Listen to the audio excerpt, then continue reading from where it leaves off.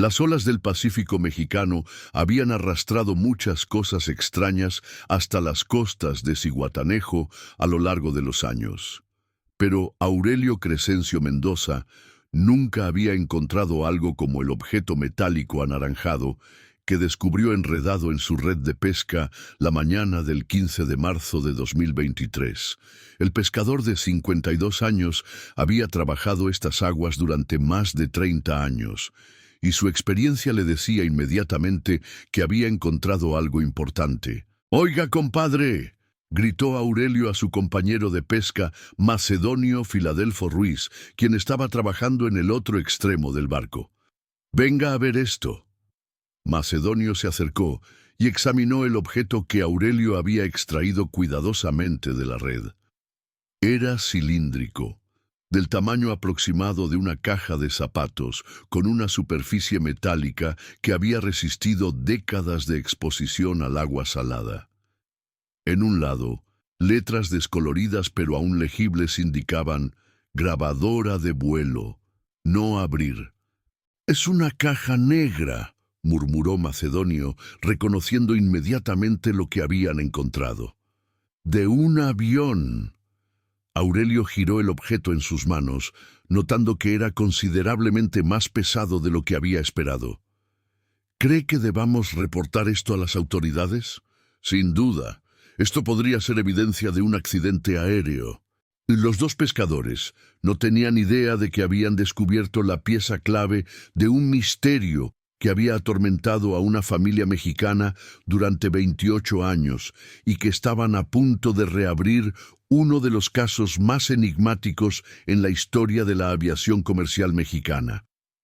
3 horas después, Aurelio y Macedonio estaban en la oficina de la Capitanía de Puerto de Zihuatanejo, entregando la caja negra al capitán Hermenegildo Próspero Vázquez, un oficial veterano que había visto su cuota de objetos extraños recuperados del océano.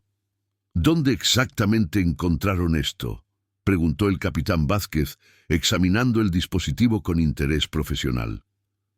«Aproximadamente a 15 kilómetros al sur de la bahía, en aguas profundas», respondió Aurelio. «Estaba enredado en nuestra red como si hubiera estado flotando cerca de la superficie». El capitán Vázquez frunció el ceño. «Eso es extraño. Las cajas negras son más densas que el agua. Deberían hundirse hasta el fondo del océano, no flotar». Después de documentar el hallazgo y tomar declaraciones de los pescadores, el capitán Vázquez contactó inmediatamente a la Dirección General de Aeronáutica Civil en Ciudad de México. El caso fue asignado al inspector federal de aviación Teodoro Anacleto Herrera, un investigador con 20 años de experiencia en accidentes aéreos. Cuando Herrera llegó a Zihuatanejo al día siguiente, su primera pregunta fue sobre la procedencia de la caja negra. «Capitán Vázquez, ¿han verificado si corresponde a algún accidente aéreo reportado en esta región?». «Esa es la parte extraña, inspector. He revisado todos los registros de accidentes aéreos en la costa del Pacífico durante los últimos 30 años. No hay ningún registro de aviones comerciales perdidos en esta área». Herrera examinó la caja negra con el ojo entrenado de alguien que había investigado docenas de accidentes aéreos. El dispositivo parecía ser de tecnología de mediados de los años 90, pero su estado de conservación era notable, considerando que había estado expuesto a agua salada durante décadas. «Necesito llevar esto a Ciudad de México para análisis técnico», decidió Herrera. «Pero antes, quiero entrevistar a los pescadores que lo encontraron». La entrevista con Aurelio y Macedonio reveló detalles adicionales que aumentaron el misterio. Los pescadores explicaron que habían estado trabajando en la misma área durante años, pero nunca habían encontrado nada inusual hasta ese día. «Inspector», dijo Aurelio, «algo más que notamos. Cuando sacamos la caja de la red, nuestro equipo de radio comenzó a comportarse extrañamente». «¿Extrañamente cómo?». «Captaba voces», explicó Macedonio. «Voces de mujer hablando en español, pero como si vinieran de muy lejos. Al principio pensamos que era interferencia de algún barco cercano. Herrera se inclinó hacia adelante con interés renovado. ¿Pudieron entender lo que decían las voces? Fragmentos, respondió Aurelio. Una mujer que parecía estar describiendo algo sobre un vuelo, números que podrían haber sido coordenadas y algo sobre peligro. ¿Grabaron estas transmisiones? Los pescadores intercambiaron miradas. No se nos ocurrió grabarlas en el momento. Pensamos que era solo interferencia de radio. Herrera hizo notas detalladas de esta información, aunque no estaba seguro de qué hacer con reportes de voces misteriosas captadas por equipos de radio. Su experiencia le decía que se enfocara en evidencia física verificable, pero algo sobre este caso le sugería que podría necesitar expandir sus métodos de investigación habituales. De regreso en Ciudad de México, Herrera llevó la caja negra al laboratorio técnico de la Dirección General de Aeronáutica Civil, donde el equipo de especialistas dirigido por la ingeniera Crescencia Eufemia Delgado comenzó el proceso de análisis y extracción de datos. Inspector Herrera, informó la ingeniera Delgado después de una evaluación inicial, este dispositivo presenta varias anomalías técnicas. ¿Qué tipo de anomalías? Primero, la tecnología corresponde a grabadoras de vuelo utilizadas en aviones comerciales mexicanos entre 1992 y 1998. Segundo, el número de serie indica que esta unidad específica fue instalada en un Boeing 727 de Mexicana de Aviación. Herrera sintió que el caso se volvía más interesante. ¿Pueden identificar el avión específico? Según nuestros registros, esta caja negra pertenecía al avión con matrícula XAMEC, que fue retirado del servicio en 1999 y vendido para chatarra. ¿Alguna vez hubo reportes de problemas con ese avión? La ingeniera Delgado consultó sus archivos. Nada oficialmente reportado. Pero hay algo más extraño, inspector. Esta caja negra contiene grabaciones que datan del 23 de agosto de 1995. Herrera verificó la fecha en sus notas. Eso es 28 años atrás. ¿Las grabaciones están intactas? Esa es la parte verdaderamente anómala. Las grabaciones no solo están intactas, sino que están en condición perfecta, como si hubieran sido hechas ayer. Y, inspector, el contenido es muy perturbador. Herrera sintió que su pulso se aceleraba. ¿Qué tipo de contenido? Conversaciones de la tripulación que sugieren conocimiento de actividades ilegales a bordo del vuelo. Referencias a pasajeros que no aparecen en los manifiestos oficiales. Y lo más extraño de todo, la voz de una azafata describiendo en detalle una conspiración que involucra tráfico de drogas y corrupción gubernamental. ¿Identificaron la voz de la azafata? La ingeniera Delgado pareció incómoda. Inspector, según los registros de personal de Mexicana de Aviación, la azafata en cuestión se llamaba Esperanza Soledad Morales. Desapareció el 23 de agosto de 1995, el mismo día de estas grabaciones. Herrera sintió que el caso había tomado una dimensión completamente nueva. ¿Desapareció? ¿Qué quiere decir exactamente? Según los reportes que he podido encontrar, Esperanza Morales abordó el vuelo MX-447 de Ciudad de México a Acapulco la mañana del 23 de agosto de 1995. El vuelo llegó normalmente a su destino, pero cuando la tripulación fue contabilizada al final del día, Esperanza había desaparecido. No había registro de que hubiera abordado ningún vuelo de regreso, no se registró en ningún hotel en Acapulco y nunca regresó a su casa en Ciudad de México. ¿Se condujo una investigación sobre su desaparición? Una investigación limitada. La policía local en Acapulco asumió que había decidido quedarse en la ciudad por razones personales. Mexicana de Aviación reportó su ausencia como abandono de trabajo. Su familia reportó su desaparición, pero el caso nunca recibió seguimiento serio. Herrera sintió una mezcla de intriga y aprensión. Ingeniera Delgado, necesito escuchar esas grabaciones. Inspector, debo advertirle que el contenido es muy específico y potencialmente explosivo. Si las acusaciones en estas grabaciones son verdaderas, estamos hablando de corrupción a gran escala que involucra no solo a Mexicana de Aviación, sino potencialmente a oficiales gubernamentales de alto nivel. Esa tarde, Herrera se sentó en una sala de conferencias segura para escuchar las grabaciones de la caja negra encontrada en las costas de Guerrero. La primera voz que escuchó era claramente la de una mujer joven, hablando en español con acento del centro de México. Mi nombre es Esperanza Soledad Morales, azafata de Mexicana de Aviación, empleada número 247. Es el 23 de agosto de 1995, aproximadamente las 11:30 de la mañana. Estoy grabando esto porque creo que mi vida está en peligro y necesito que quede registro de lo que he descubierto. Herrera ajustó el volumen y se inclinó hacia adelante para escuchar cada palabra. Durante los últimos 6 meses, he notado irregularidades en ciertos vuelos que requieren mi participación como azafata. Vuelos con pasajeros que no aparecen en los manifiestos oficiales, maletas que son manejadas por personal no autorizado y conversaciones entre miembros de la tripulación sobre cargamento especial que debe ser entregado en destinos específicos. La voz de Esperanza sonaba nerviosa pero determinada, como si hubiera ensayado estas palabras muchas veces antes de grabarlas. Inicialmente pensé que podría tratarse de contrabando menor, tal vez cigarrillos o alcohol para evitar impuestos. Pero la semana pasada descubrí la verdadera naturaleza de estas operaciones.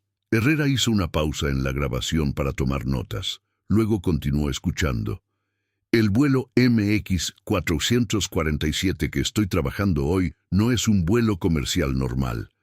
Está siendo utilizado para transportar aproximadamente 50 kilogramos de cocaína desde Ciudad de México hasta Acapulco, donde será transferida a embarcaciones que la llevarán más al norte hacia Estados Unidos. La grabación se detuvo momentáneamente, y Herrera podía escuchar sonidos de fondo que sugerían que Esperanza estaba en un avión en vuelo. Los pasajeros en los asientos 12A y 12B no son turistas. Son sicarios enviados para asegurar que el cargamento llegue a su destino. El hombre en el asiento 4C es un oficial de aduanas corrupto que facilitará el paso de la droga a través de los controles en Acapulco. Herrera sintió que su comprensión del caso se expandía dramáticamente. Esto no era solo la historia de una azafata desaparecida, era evidencia de una operación de narcotráfico que había utilizado aviones comerciales mexicanos como vehículos de transporte.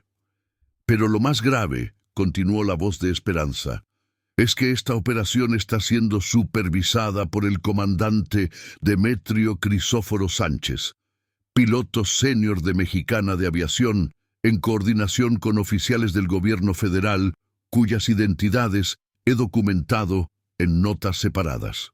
La grabación se interrumpió nuevamente, y cuando se reanudó, la voz de Esperanza sonaba más urgente. Creo que comandante Sánchez sospecha que he descubierto la operación. Esta mañana me asignó a este vuelo específico, aunque no estaba programada para trabajar hoy. Sus instrucciones fueron inusualmente específicas sobre mis responsabilidades durante el vuelo. Herrera podía escuchar ruido de fondo que sugería que el avión estaba comenzando su descenso. Si algo me pasa, si desaparezco o muero en circunstancias misteriosas, esta grabación debe ser entregada a las autoridades federales. Tengo evidencia adicional escondida en mi apartamento en Ciudad de México, calle Insurgentes Sur, 1247, apartamento 8B. La grabación se cortó abruptamente y Herrera se quedó sentado en silencio, procesando las implicaciones de lo que había escuchado. Había esperado encontrar evidencia de un accidente aéreo, pero en cambio había descubierto lo que parecía ser el testimonio final de una mujer que había sido asesinada por descubrir una operación de narcotráfico. Herrera revisó sus notas y verificó las fechas. El 23 de agosto de 1995 había sido el día que Esperanza Morales desapareció. Según su testimonio grabado, había sido asignada al vuelo MX-447 específicamente porque alguien sospechaba que había descubierto la operación de narcotráfico. La pregunta ahora era, ¿cómo había terminado esta caja negra en el océano y por qué había aparecido 28 años después? Herrera decidió que su próximo paso debía ser investigar la dirección que Esperanza había mencionado en la grabación. Si realmente había escondido evidencia adicional en su apartamento, esa evidencia podría proporcionar las piezas faltantes del rompecabezas. Pero primero necesitaba verificar el estado del comandante Demetrio Crisóforo Sánchez, el piloto que Esperanza había identificado como supervisor de la operación de narcotráfico. Una búsqueda rápida en los registros de personal reveló que Sánchez había muerto en un accidente automovilístico en 1997, 2 años después de la desaparición de Esperanza. Las circunstancias de su muerte habían sido consideradas sospechosas en su momento, pero la investigación nunca había resultado en cargos criminales. Herrera también descubrió que el vuelo MX-447 había sido retirado de las rutas regulares poco después del 23 de agosto de 1995, oficialmente debido a reorganización de rutas por razones comerciales. Mientras revisaba estos registros, Herrera recibió una llamada de la ingeniera Delgado. «Inspector, hay algo más en la caja negra que creo que debe saber inmediatamente». ¿Qué encontraron? Las grabaciones no terminan el 23 de agosto de 1995. Hay grabaciones adicionales que datan de fechas posteriores, incluyendo algunas de apenas la semana pasada. Herrera sintió que su mundo se tambaleaba. ¿Qué quiere decir con grabaciones de la semana pasada? Inspector, la voz de Esperanza Morales está en grabaciones fechadas el 10 de marzo de 2023, 5 días antes de que los pescadores encontraran la caja negra. Eso es imposible. Esperanza Morales desapareció en 1995. Lo sé, inspector, pero su voz está en estas grabaciones recientes y está describiendo eventos que aparentemente han ocurrido durante los últimos 28 años. Es como si hubiera estado grabando continuamente desde 1995 hasta ahora. Herrera colgó el teléfono sintiendo que había entrado en territorio que iba mucho más allá de su experiencia como investigador de accidentes aéreos. La caja negra no solo contenía evidencia de crímenes cometidos en 1995, sino aparentemente documentación continua de eventos que habían ocurrido durante las últimas 3 décadas. Y si las grabaciones recientes eran auténticas, entonces Esperanza Soledad Morales no había desaparecido en 1995. Había estado en algún lugar documentando algo durante los últimos 28 años. La pregunta era, ¿dónde había estado? ¿Y por qué había decidido que era hora de que su historia saliera a la luz? Esa noche, Herrera decidió escuchar las grabaciones más recientes antes de continuar con la investigación. Lo que escuchó cambiaría no solo su comprensión del caso de Esperanza Morales, sino su comprensión de lo que era posible en el mundo de la investigación criminal. El inspector federal, Teodoro Anacleto Herrera, se encontró despierto hasta las 3 de la madrugada en su oficina, escuchando grabaciones que desafiaban toda lógica. La voz de Esperanza Soledad Morales, clara y reconocible, narraba eventos que supuestamente habían ocurrido durante los últimos 28 años, como si hubiera estado documentando continuamente desde el día de su desaparición en 1995. «Es el 15 de septiembre de 1997», decía la voz en una de las grabaciones fechadas 2 años después de la desaparición inicial. Han pasado 2 años desde que logré escapar del vuelo MX-447. Comandante Sánchez murió en lo que los periódicos reportaron como un accidente automovilístico, pero yo estaba allí. Vi cómo los sicarios del Cártel del Golfo lo ejecutaron porque sabía demasiado sobre las rutas de narcotráfico que habían establecido usando aviones comerciales. Herrera pausó la grabación y verificó sus registros. Efectivamente, Demetrio Crisóforo Sánchez había muerto en un accidente automovilístico el 12 de septiembre de 1997. Si Esperanza realmente había presenciado su muerte, significaba que había estado viva y activa durante años después de su supuesta desaparición. Continuó escuchando la grabación. La operación de narcotráfico no terminó con la muerte de Sánchez, se expandió. Ahora involucra no solo a Mexicana de Aviación, sino también a Aeroméxico y Aeromar. Los vuelos comerciales regulares están siendo utilizados para transportar drogas desde Colombia y Perú hacia Estados Unidos, usando México como punto de tránsito. Los nombres que logré documentar incluyen al general Crescencio Hermenegildo Vela, quien coordina la protección militar para las operaciones, al licenciado Pancracio Evaristo Ruiz, subsecretario de Transportes, quien facilita los permisos de vuelo falsificados, y al empresario Anacleto Primitivo Contreras, propietario de varias compañías de carga aérea que sirven como fachada para el transporte de drogas. Herrera tomó notas frenéticamente. Estos eran nombres de personas que habían ocupado posiciones de poder en el gobierno mexicano durante los años 90. Si las acusaciones de Esperanza eran verdaderas, representaban una conspiración de corrupción que había alcanzado los niveles más altos del gobierno federal. La siguiente grabación estaba fechada en el año 2000. La operación se ha vuelto más sofisticada. Ahora usan tecnología GPS para coordinar entregas precisas. Los aviones comerciales dejan caer paquetes de drogas en coordenadas específicas en el océano, donde embarcaciones rápidas los recogen y los transportan hacia California y Texas. He estado documentando estas operaciones desde ubicaciones secretas a lo largo de la costa del Pacífico. Mi identidad oficial murió en 1995, pero he estado viviendo bajo nombres falsos, trabajando como informante independiente y recopilando evidencia que algún día pueda ser utilizada para destruir esta red.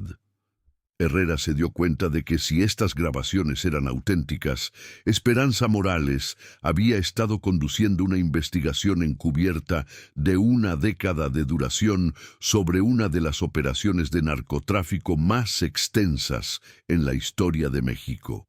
Una grabación del año 2006 reveló información aún más perturbadora.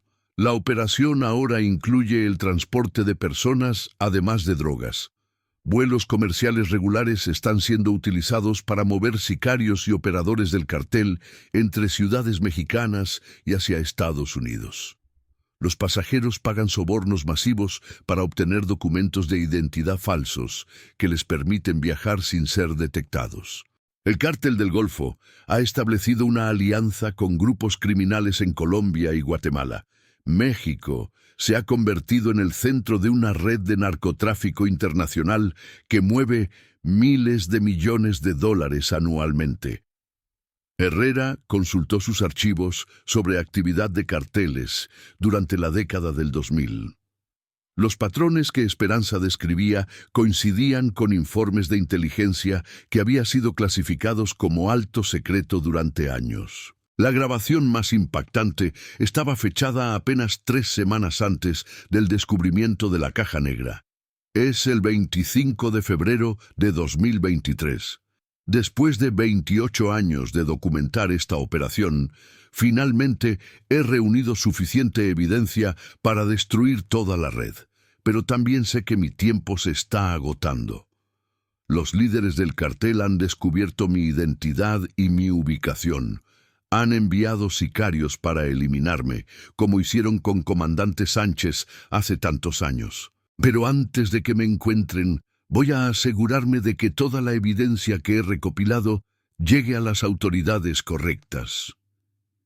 La voz de Esperanza sonaba cansada pero determinada. He colocado esta caja negra modificada en una boya flotante, programada para activarse después de mi muerte. Contiene no solo mis grabaciones de los últimos 28 años, sino también coordenadas GPS de cada ubicación donde he escondido evidencia física adicional. Herrera sintió escalofríos al darse cuenta de las implicaciones. Si Esperanza había muerto recientemente, como sugería esta grabación, entonces había programado la caja negra para ser encontrada como su testamento final. La grabación final estaba fechada el 10 de marzo de 2023, solo 5 días antes de que los pescadores encontraran la caja negra. Este será mi último mensaje. Los sicarios me han encontrado. Estoy en una cabaña en las montañas de Guerrero y sé que no saldré viva de aquí. Pero mi muerte no será en vano si esta información llega a las autoridades correctas. En mi bolso hay un mapa con las ubicaciones exactas de 24 sitios donde he escondido evidencia durante los últimos 28 años. Documentos, fotografías, grabaciones adicionales, números de cuenta bancaria y listas completas de todos los participantes en esta operación de narcotráfico. Mi única petición es que cuando mi historia salga a la luz, la gente recuerde que una azafata de 28 años decidió arriesgar su vida para exponer la corrupción que estaba destruyendo su país. Y que aunque perdí mi identidad, mi familia y mi vida normal, nunca dejé de luchar por la justicia. La grabación terminó con sonidos de forcejeo y gritos, seguidos por disparos.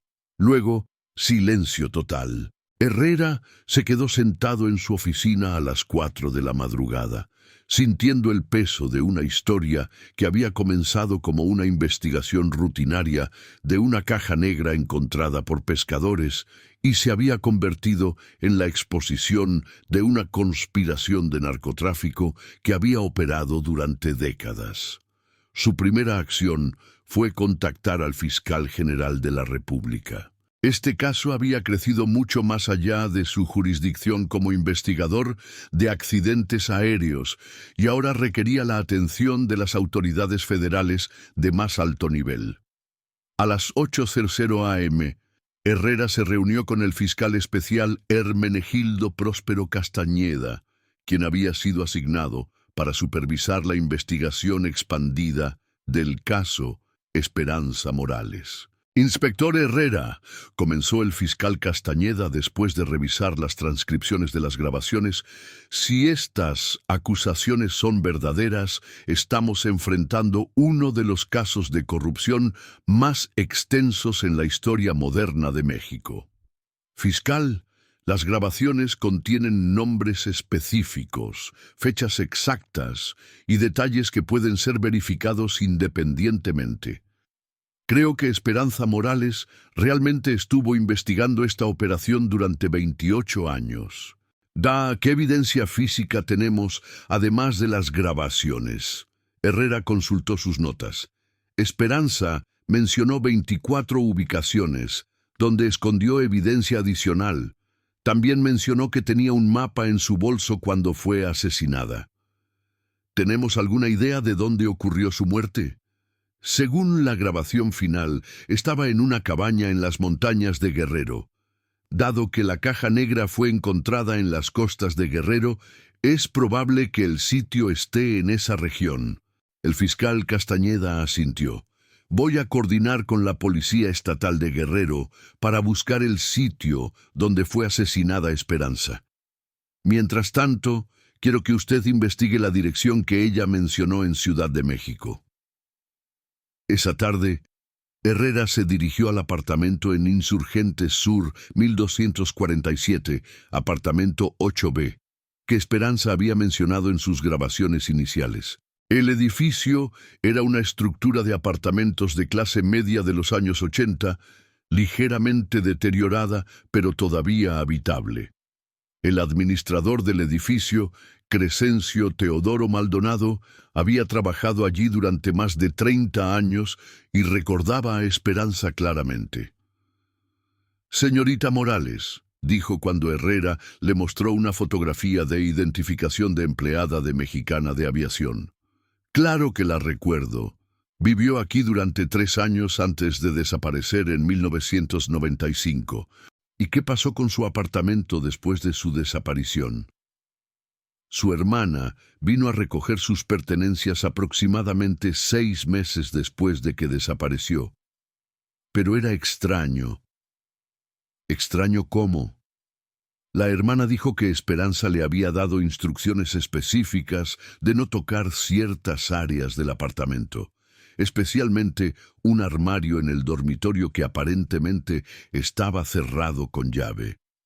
Herrera sintió que había encontrado una pista importante. ¿Qué pasó con ese armario? La hermana decidió dejarlo como estaba. Pagó la renta del apartamento durante varios años más, manteniendo todo exactamente como Esperanza lo había dejado. Fue solo en el año 2000 que finalmente decidió rentar el apartamento a otros inquilinos. ¿Abrieron el armario en ese momento? Maldonado negó con la cabeza. Los nuevos inquilinos dijeron que la cerradura estaba oxidada y que era más fácil usar los otros espacios de almacenamiento. El apartamento ha sido rentado a 4 familias diferentes desde entonces, pero según tengo entendido, nadie nunca abrió ese armario específico. Herrera sintió una oleada de esperanza. ¿Quién vive en el apartamento ahora? Una familia joven. Llegaron hace 2 años. Son personas tranquilas, nunca han causado problemas. Necesito hablar con ellos inmediatamente. Los inquilinos actuales, la familia Vázquez, fueron sorprendentemente cooperativos cuando Herrera explicó la situación. La señora Miguelina Eufemia Vázquez confirmó que efectivamente había un armario en el dormitorio principal que nunca habían podido abrir. Pensamos que era solo almacenamiento adicional que el propietario había decidido sellar, explicó. Nunca nos molestamos en forzar la cerradura porque tenemos suficiente espacio de almacenamiento en otras partes del apartamento. Herrera examinó el armario y encontró que la cerradura, aunque oxidada, aún estaba intacta. Con la ayuda de un cerrajero profesional, lograron abrirla después de varias horas de trabajo cuidadoso. Lo que encontraron dentro superó todas las expectativas de Herrera. El armario contenía 4 cajas de archivos llenas de documentos meticulosamente organizados, fotografías de aviones con matrículas específicas, listas de pasajeros que incluían nombres que no aparecían en manifiestos oficiales, copias de documentos de carga que indicaban discrepancias entre el peso reportado y el peso real de ciertos vuelos. Pero lo más impactante era un mapa detallado de México con 24 ubicaciones marcadas con coordenadas GPS precisas. Cada ubicación estaba etiquetada con fechas que correspondían a las grabaciones que Herrera había escuchado en la caja negra. También había una carta sellada dirigida a las autoridades que investiguen mi desaparición. Herrera abrió la carta con manos temblorosas. Si están leyendo esta carta, significa que mi investigación de la operación de narcotráfico, que involucra aviones comerciales mexicanos, ha llegado a las autoridades correctas. Durante 3 años, desde 1992 hasta 1995, documenté evidencia de una conspiración que utiliza vuelos regulares de pasajeros para transportar drogas desde Sudamérica hacia Estados Unidos. Los participantes incluyen pilotos, azafatas, personal de tierra, oficiales de aduanas y funcionarios gubernamentales de alto nivel. Los nombres específicos y los detalles de sus participaciones están documentados en los archivos que acompañan esta carta. Sé que mi vida está en peligro por haber descubierto esta operación. Si algo me pasa, por favor, usen esta evidencia para destruir la red y llevar a los responsables ante la justicia. Mi único arrepentimiento es que no pude confiar en las autoridades oficiales desde el principio, porque la corrupción había penetrado tan profundamente en el sistema que no sabía en quién confiar. La carta estaba firmada y fechada el 20 de agosto de 1995, 3 días antes de la desaparición de Esperanza. Herrera llevó toda la evidencia al fiscal Castañeda, quien inmediatamente reconoció la magnitud de lo que habían descubierto. Inspector Herrera, esta evidencia documenta no solo la operación de narcotráfico que Esperanza investigó en los años 90, sino que proporciona una base para investigar cómo esa operación evolucionó durante las décadas siguientes. ¿Qué hacemos con los nombres que Esperanza identificó? Algunos de estas personas probablemente todavía están vivas y ocupando posiciones de poder. El fiscal Castañeda estudió las listas de nombres en los archivos de Esperanza. Vamos a iniciar investigaciones discretas de cada persona mencionada. Pero primero, necesitamos verificar las ubicaciones que ella marcó en el mapa. Durante los siguientes días, equipos de investigación federal visitaron cada una de las 24 ubicaciones marcadas en el mapa de Esperanza. Lo que encontraron confirmó la veracidad de sus grabaciones y amplió enormemente el alcance de la conspiración. En una cueva cerca de Acapulco, encontraron cajas de documentos que detallaban operaciones de lavado de dinero que habían continuado hasta 2010. En una casa abandonada en Tijuana, descubrieron fotografías de entregas de drogas que involucraban a oficiales de alta graduación del ejército mexicano. En un rancho en Sonora, encontraron evidencia de que la operación había expandido para incluir el tráfico de armas además de drogas. En una bodega en Veracruz, descubrieron registros financieros que mostraban que la operación había generado más de 2.000 millones de dólares en ganancias durante la década de los 90. Pero el descubrimiento más impactante ocurrió cuando el equipo de búsqueda en Guerrero encontró la cabaña donde Esperanza había sido asesinada. El comandante Inocencio Filomeno Guerrero de la Policía Estatal llamó a Herrera con noticias que cambiarían completamente su comprensión del caso. Inspector Herrera, encontramos la cabaña y encontramos el cuerpo de una mujer que corresponde a la descripción de Esperanza Morales. ¿Cuánto tiempo lleva muerta? Según el médico forense, aproximadamente 2 semanas. Eso correspondería exactamente con las fechas de las grabaciones finales en la caja negra. Herrera sintió una mezcla de satisfacción por haber resuelto el misterio de la desaparición de Esperanza y tristeza por confirmar su muerte. ¿Encontraron algo más en la cabaña? Sí, inspector. Encontramos su bolso exactamente como ella describió en las grabaciones. Contiene un mapa adicional con otras 12 ubicaciones que no estaban en el mapa original que ustedes encontraron en su apartamento. ¿12 ubicaciones adicionales? Correcto. Y todas están marcadas con fechas recientes, desde 2020 hasta 2023. Parece que Esperanza continuó escondiendo evidencia hasta las semanas finales de su vida. Esa noche, mientras Herrera revisaba toda la evidencia que habían recopilado, recibió una llamada del fiscal Castañeda.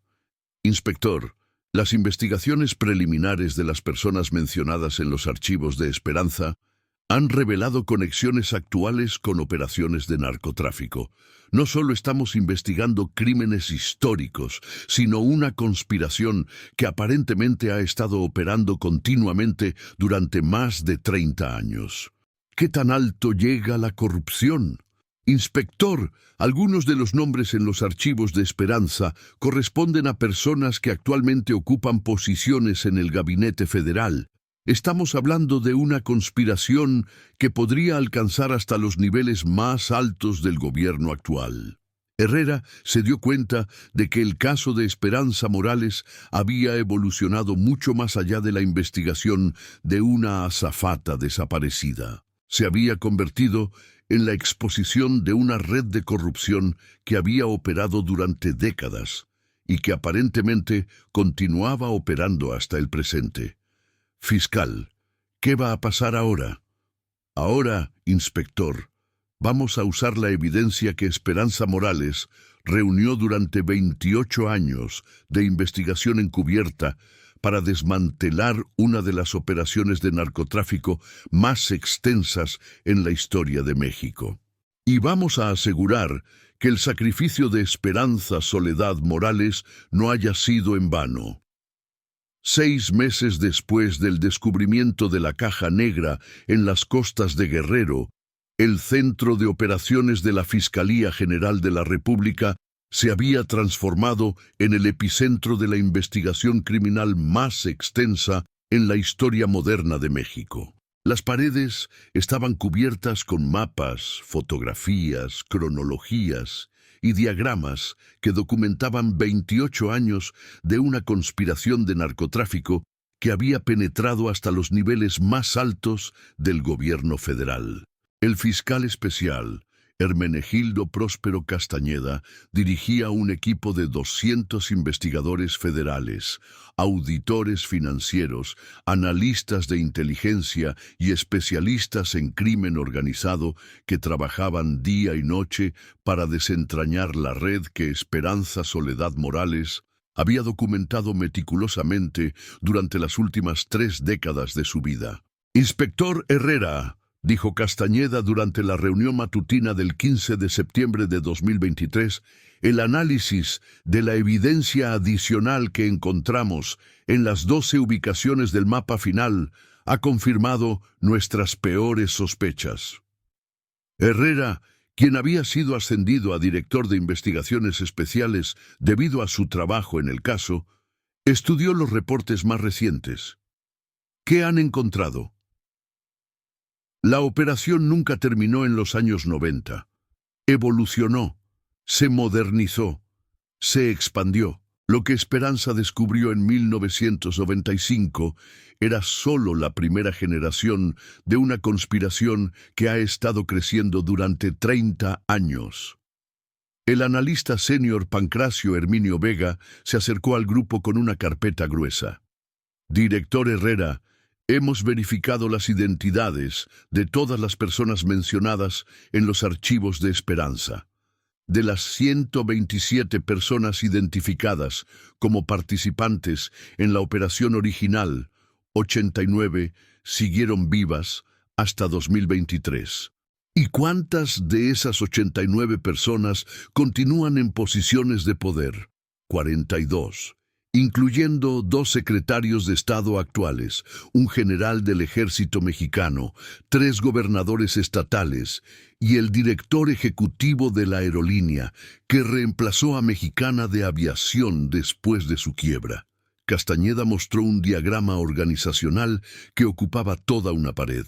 La red que Esperanza identificó no solo sobrevivió a los cambios políticos de las últimas 3 décadas, sino que se adaptó y creció. Ahora incluye operaciones en 15 países, con ingresos anuales estimados en más de $50,000 millones.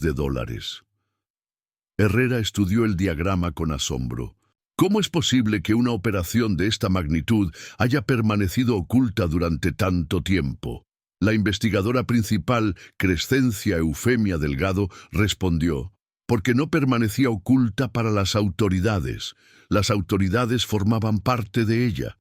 Esperanza no descubrió una operación criminal que había corrompido al gobierno. Descubrió un gobierno que se había convertido en una organización criminal. Durante los meses siguientes, el equipo de Castañeda había utilizado la evidencia de Esperanza para construir casos legales contra cada una de las personas identificadas en sus archivos. Pero el verdadero desafío no era recopilar evidencia. Esperanza había hecho ese trabajo durante 28 años, sino coordinar arrestos simultáneos que evitaran que los conspiradores se alertaran mutuamente y huyeran del país. La Operación Esperanza, como había sido designada en honor a la azafata que la había hecho posible, se programó para el 23 de octubre de 2023, exactamente 28 años y 2 meses después de la desaparición inicial de Esperanza Morales. A las 5:00 am de ese martes, 1.200 agentes federales ejecutaron simultáneamente 89 órdenes de arresto en 23 estados de México. Los objetivos incluían funcionarios gubernamentales de alto nivel, oficiales militares, empresarios prominentes y operadores de carteles que habían estado coordinando la operación de narcotráfico más extensa en la historia de América Latina. Herrera participó personalmente en el arresto del secretario de Transportes Anacleto Primitivo Contreras, nieto del empresario del mismo nombre que Esperanza había identificado en sus grabaciones originales de 1995. «Secretario Contreras», dijo Herrera mientras presentaba la orden de arresto, «está siendo acusado de participar en una conspiración de narcotráfico que ha operado durante más de 30 años». Contreras, un hombre de 55 años que había construido una carrera política basada en su imagen de combatiente contra la corrupción, recibió la orden con una calma que sugería que había estado esperando este momento durante años. «Inspector», dijo mientras permitía que los agentes le pusieran las esposas, «supongo que finalmente encontraron a la azafata». Herrera se sintió escalofriado por la implicación de esas palabras. «¿Usted sabía sobre Esperanza Morales?» «Todos sabíamos sobre Esperanza Morales. Hemos estado buscándola durante 28 años. Su investigación ha sido la espada de Damocles sobre esta operación desde 1995. Durante el interrogatorio posterior, Contreras reveló detalles que completaron finalmente el rompecabezas de lo que había pasado con Esperanza después de su desaparición del vuelo MX-447. «Esperanza nunca desapareció del vuelo», explicó Contreras a los interrogadores. «Fingió su muerte y asumió una identidad falsa. Durante las últimas 3 décadas ha estado viviendo como Soledad Esperanza Herrera, trabajando como investigadora privada independiente y documentando cada aspecto de nuestra operación». ¿Cómo logró fingir su muerte? Tenía ayuda desde adentro. El comandante Demetrio Crisóforo Sánchez no era solo el piloto supervisor de la operación de narcotráfico. También era un agente encubierto de la DEA estadounidense que había estado infiltrando la red durante años. Herrera sintió que su comprensión del caso se reorganizaba completamente. ¿Sánchez era un agente federal? Sánchez y Esperanza habían estado trabajando juntos para documentar la operación con la intención de entregarla a las autoridades estadounidenses. Pero cuando se dieron cuenta de que la corrupción había penetrado tan profundamente en el gobierno mexicano que no había autoridades confiables, decidieron que la única opción era que Esperanza desapareciera y continuara la investigación desde las sombras. ¿Qué pasó con Sánchez? Lo matamos en 1997, cuando descubrimos su verdadera identidad. Pero para entonces, Esperanza ya había desaparecido completamente y estaba operando bajo múltiples identidades falsas. Los interrogatorios de otros arrestados confirmaron la historia de Contreras y revelaron la magnitud extraordinaria de la investigación encubierta de Esperanza. Durante 28 años, había vivido como una fantasma, cambiando identidades, moviéndose entre ubicaciones seguras, documentando meticulosamente cada aspecto de una operación que había crecido desde un esquema simple de contrabando de drogas hasta una conspiración internacional que involucró el tráfico de drogas, armas, personas y dinero en una escala industrial. Había trabajado como camarera en restaurantes frecuentados por operadores del cartel, como empleada de limpieza en oficinas gubernamentales, como secretaria en empresas de fachada utilizadas para lavar dinero, siempre invisible, siempre escuchando, siempre documentando. Esperanza Morales, explicó el interrogado Crescencio Hermenegildo Vela, el exgeneral del ejército, era el investigador más efectivo que hemos enfrentado jamás. Sabía más sobre nuestra operación que la mayoría de las personas que formaban parte de ella. El fiscal Castañeda presentó los resultados de la Operación Esperanza en una conferencia de prensa que fue transmitida en vivo por televisión nacional e internacional.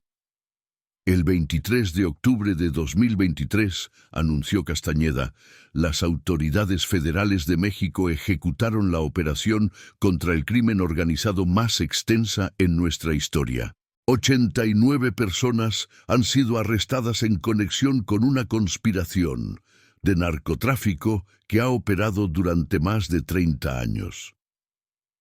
Esta operación fue posible gracias al trabajo de una mujer extraordinaria, Esperanza Soledad Morales, quien sacrificó su vida, su identidad y su seguridad personal para documentar evidencia que ha resultado en la destrucción de una red criminal de alcance internacional. Esperanza Morales murió el 10 de marzo de 2023, asesinada por sicarios que finalmente habían descubierto su ubicación. Pero antes de su muerte, se aseguró de que toda la evidencia que había recopilado durante 28 años llegara a las autoridades apropiadas. Los medios de comunicación internacionales reportaron extensamente sobre el caso, no solo por la magnitud de la conspiración que había sido desmantelada, sino por la historia extraordinaria de la azafata que había dedicado su vida a la justicia. The New York Times tituló Mexican Flight Attendant's 28-year investigation destroys billion-dollar drug conspiracy. El Washington Post escribió The Woman Who Disappeared, How One Person's Sacrifice Exposed Decades of Corruption. La BBC reportó The Black Box That Changed Everything, The Esperanza Morales Story. Pero para Herrera, el aspecto más significativo del caso no eran los titulares internacionales o los arrestos de alto perfil.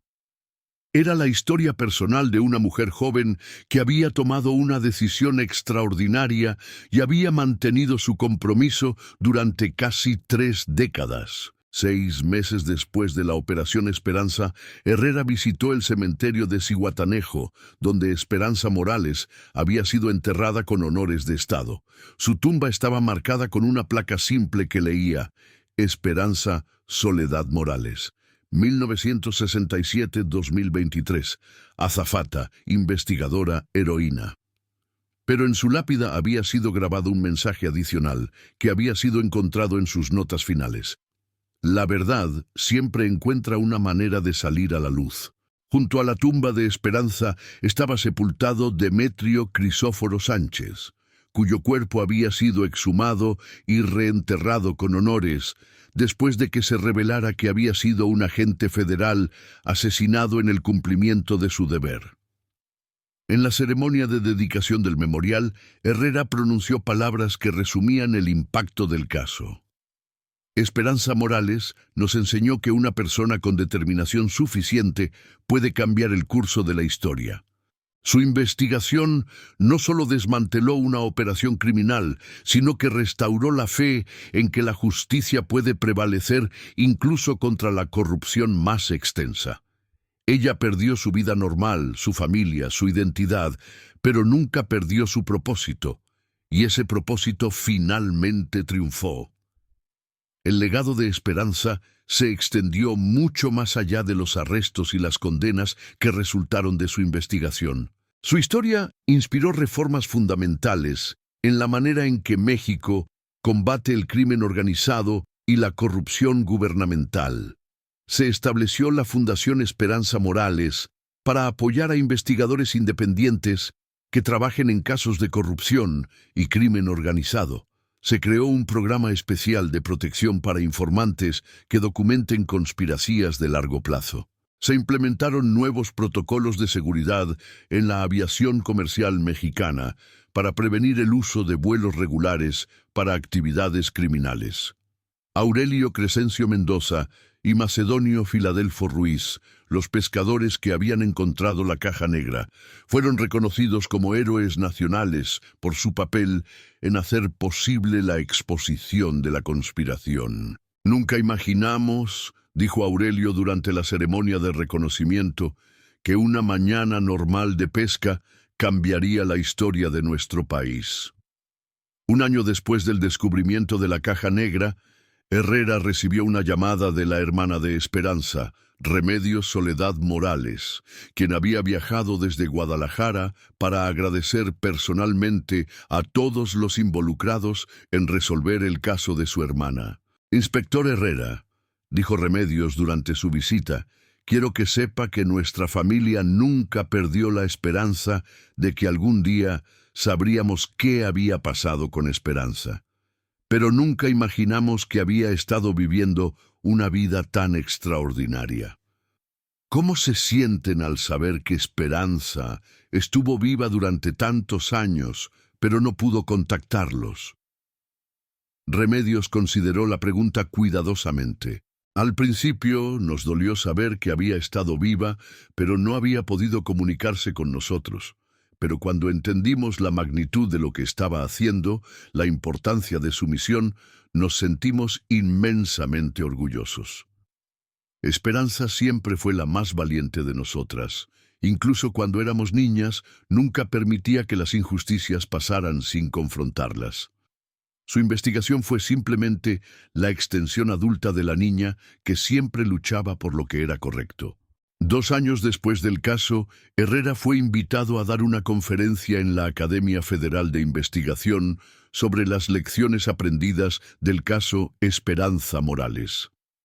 «El caso Morales», dijo a la audiencia de futuros investigadores federales, «nos enseñó que a veces la evidencia más importante viene de las fuentes más inesperadas. Una caja negra encontrada por pescadores. Grabaciones que documentan eventos de hace 3 décadas. Una mujer que sacrificó su vida normal para servir a un propósito más grande. Pero la lección más importante es que la justicia no siempre llega rápidamente, pero siempre llega. Esperanza Morales trabajó durante 28 años para asegurar que la verdad saliera a la luz. Su paciencia, su determinación y su sacrificio finalmente fueron recompensados. Como investigadores tenemos la responsabilidad de ser dignos del legado que personas como Esperanza Morales nos han dejado. Tenemos la responsabilidad de seguir su ejemplo de dedicación a la verdad, sin importar cuán difícil o peligroso sea el camino. En el 5º aniversario del descubrimiento de la caja negra, el gobierno mexicano estableció el 15 de marzo como el Día Nacional de la Integridad en Investigación, en honor a Esperanza Morales y a todos los investigadores que han arriesgado sus vidas para exponer la corrupción y el crimen organizado. Herrera, ahora director general de Investigaciones Especiales, continuó trabajando en casos inspirados por los métodos y la dedicación de Esperanza. Su oficina había desarrollado nuevos protocolos para investigaciones de largo plazo, programas de protección para investigadores encubiertos y técnicas para documentar conspiraciones extensas. Pero cada mañana cuando llegaba a su oficina, Herrera miraba una fotografía enmarcada de Esperanza Soledad Morales en su uniforme de azafata de Mexicana de Aviación, recordando que la investigación más importante de su carrera había comenzado con una mujer joven que había decidido que la justicia era más importante que su seguridad personal. En las costas de Zihuatanejo, Aurelio y Macedonio continuaron su trabajo como pescadores, pero ahora también servían como guías turísticos, contando la historia de la mañana que encontraron la caja negra que cambió la historia de México. La lección, Aurelio solía decir a los turistas mientras navegaban por las aguas donde había sido encontrada la caja negra, es que nunca sabemos cuándo vamos a encontrar algo que cambie todo, pero cuando lo encontramos, tenemos la responsabilidad de hacer lo correcto con ello.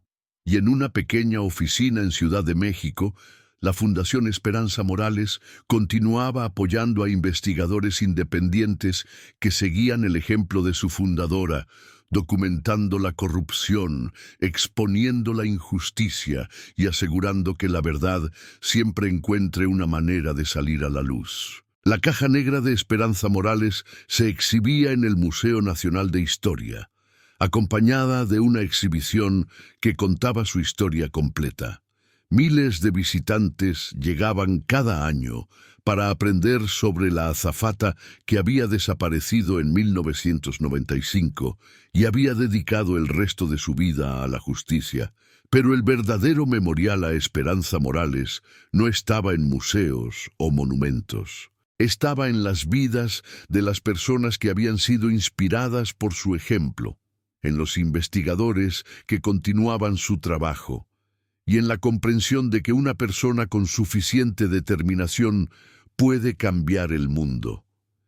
El misterio de la azafata desaparecida había sido resuelto, pero su legado continuaba, recordando a todos que la verdad, la justicia y el valor pueden triunfar incluso contra las fuerzas más poderosas de la corrupción y el crimen. Y en algún lugar del cielo mexicano, en los vuelos comerciales que ahora operaban con protocolos de seguridad mejorados gracias a su sacrificio, el espíritu de Esperanza Soledad Morales continuaba velando por la seguridad de los pasajeros y la integridad de la aviación que ella había amado y servido hasta el final de su extraordinaria vida.